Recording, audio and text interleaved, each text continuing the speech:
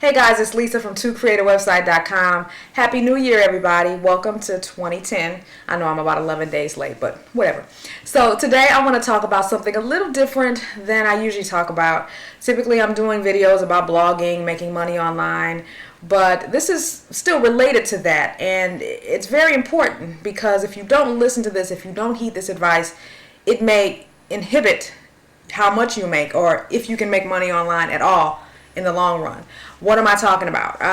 In the past 2 months, I have been suffering from tendonitis / RSI, which stands for repetitive strain injury, which is something that kept me away from the computer greatly in the last 2 months because I have been recovering.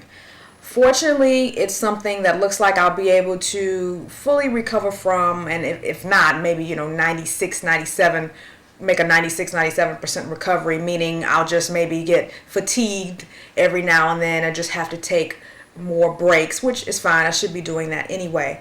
But for a lot of people, they are not this lucky. And it was just up until yesterday where I finally had a day where I was able to type and mouse without experiencing much discomfort at all. So what caused this, and how can you prevent this from happening to you? That's what I want to talk about, because it's one of those things.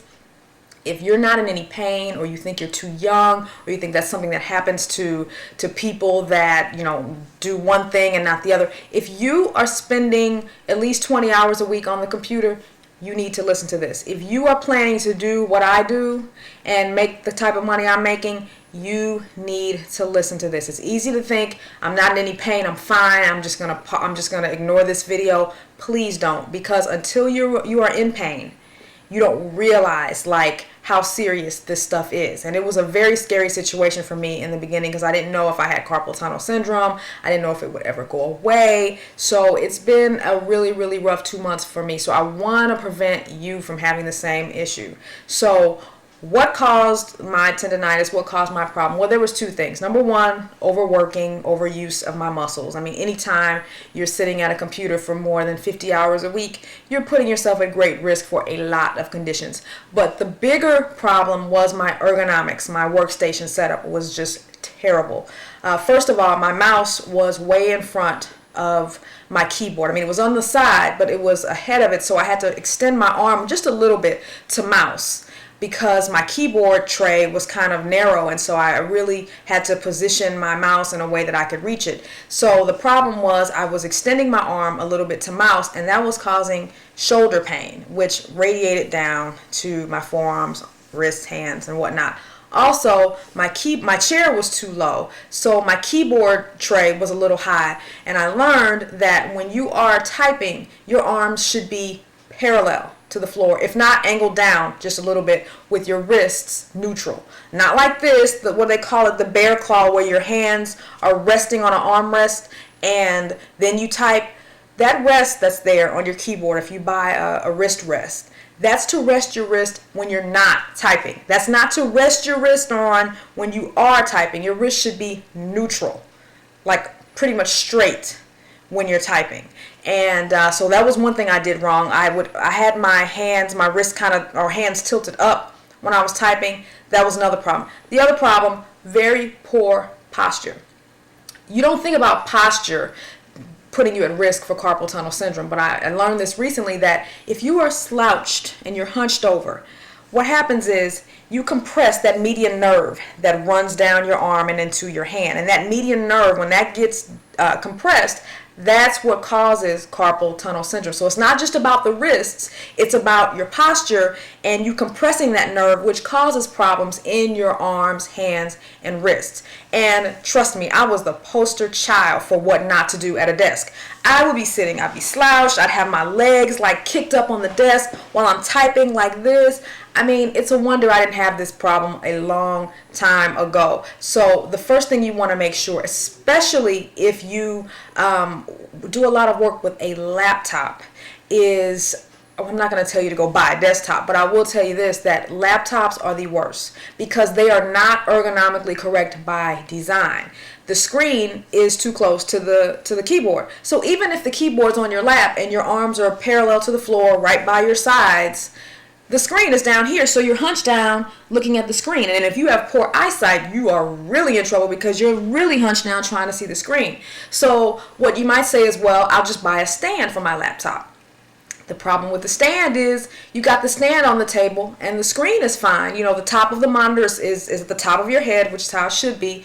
But your arms are way up here. So you're at a bad angle with your arms. So you're either going to have neck pain from scrunching down like this, or you could have arm or wrist pain from being up too high. So laptops, even though I have them, I use them when I travel. When I'm doing any type of long period of time typing, if I'm typing for long periods of time, I like to be at my desktop. And a lot of people will come over and they'll say, I can't believe you still use a desktop. Why don't you just transition to a laptop? I'm really glad that I kept my desktop, because when I'm doing any type of long-term typing, I like to be at my desktop, and you should be too.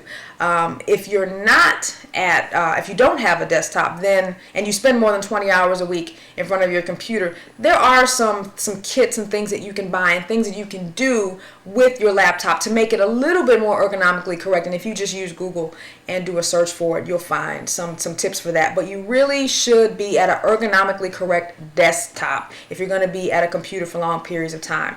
The other thing you have to remember to do is take frequent breaks.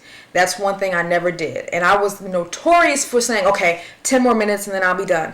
And then 10 would turn into 20 minutes, and 20 would turn into 30, and 30 into 50. And before I knew it, I'm sitting there for like 3 hours straight with no break. I mean, that is one of the problems of loving your job and loving what you do. Or maybe even if you have a job where you can't take breaks, you don't realize how much time you're spending at the computer. And our bodies are not designed to do that amount of work for that long of time with no break. So even if you just go get a drink of water, go to the bathroom every 30 minutes, there's even software that you can buy. I'm telling you guys, I have done all kinds of research since I've been in this kind of pain. I don't want anybody to go through this. There's even software that you can buy. And if you just Google, I can't think of the name of it, but if you just Google computer break software or something like that, there are tons of different programs out there that will interrupt your computer or your program, whatever you're working on, so you cannot do anything on your computer for 5 minutes. So it forces you to take a break. It tells you to stretch. That's another thing that has really helped me heal, is the stretching.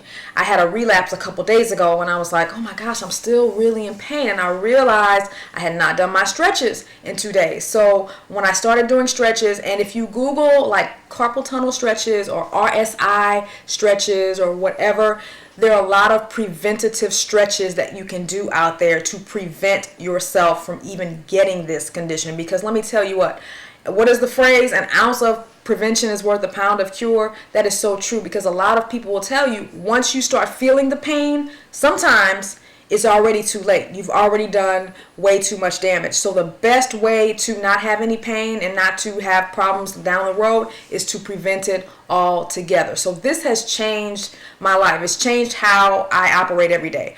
I get up now and I do my 10 minutes of stretching. I do my hand stretches. I do my wrist stretches. I do my arm stretches. I drink plenty of water. I'm not just talking about 8 glasses. I'm talking about a gallon a day. It makes a difference because your body, your muscles, they need water. And guys, don't ignore this stuff. I mean, it's easy to ignore it when you're okay, when you're in pain and you're sitting on your laptop and you got your legs up and you're like, oh, and that trackpad, you know how we have our wrists all awkward when we're using that trackpad and you end up looking like a monster on your computer. It's crazy what we put our bodies through, and over time that will catch up with you. I was at the masseuse getting a massage last week, and my masseuse told me, as she was ironing out my thousands of knots in my arm, she was telling me her 15-year-old son has friends who are developing carpal tunnel syndrome from texting. We are in a society now where kids start getting on computers at age 4, 5, 6 years old. So they grow up texting, playing video games on the computer for 30, 40 hours a week. So now people are starting to get carpal tunnel syndrome at a much younger age than they used to. Another thing that I forgot to mention that I bought is a software out there called Dragon Speech. And it's basically speech recognition software. So you talk to the computer screen and it types what you talk. Now, or what you say, sorry.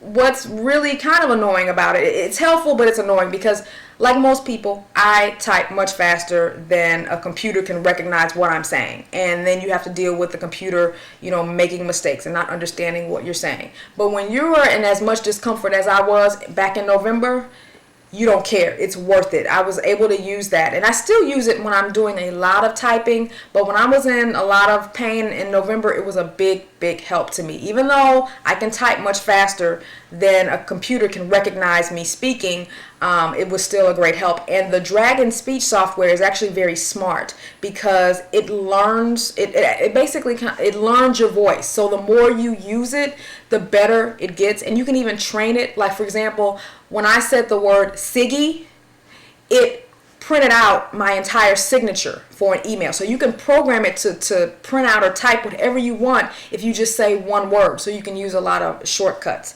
And for those Windows users, I don't know about Mac because I'm not as familiar with the Mac computer, but Windows users, if you have Vista or Windows 7 and maybe even earlier versions, there is speech recognition software that comes with Windows. So you may not even have to go out and buy it. Now, of course, it's not going to be as sophisticated as something that you can buy like the Dragon speech software. But hey, let me tell you, it's better than nothing. And if you're going to be doing a lot of typing and you're having hand pain, arm pain, then it's something that you may definitely want to look into. So guys, that's all I wanted to say. Take care of yourself in 2010. Remember, an ounce of prevention is worth a pound of cure. I hope I'm saying that right, but you know what I mean. Because guys, my arms were it was like burning sensations when I would type. Even just, when I would put my arms in certain positions, they would feel sore. They were just so fatigued and irritated, largely because I did not take enough breaks.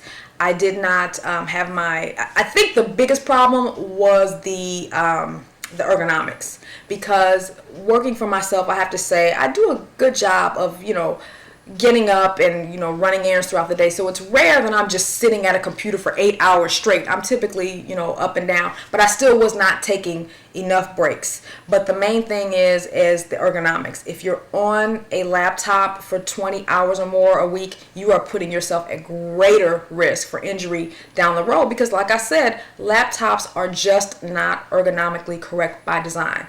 Make sure when you're typing at your desk that your arms are parallel to the floor. They're down at your sides. They're not like this. Your mouse should be close to the keyboard. A lot of people will tell you don't even use a mouse pad, because sometimes that'll you don't get the free movement of the mouse. It's better to have no mouse pad, the mouse as close to your keyboard so you don't have to reach up like this, because that puts stress on your shoulder and does all kind of bad stuff.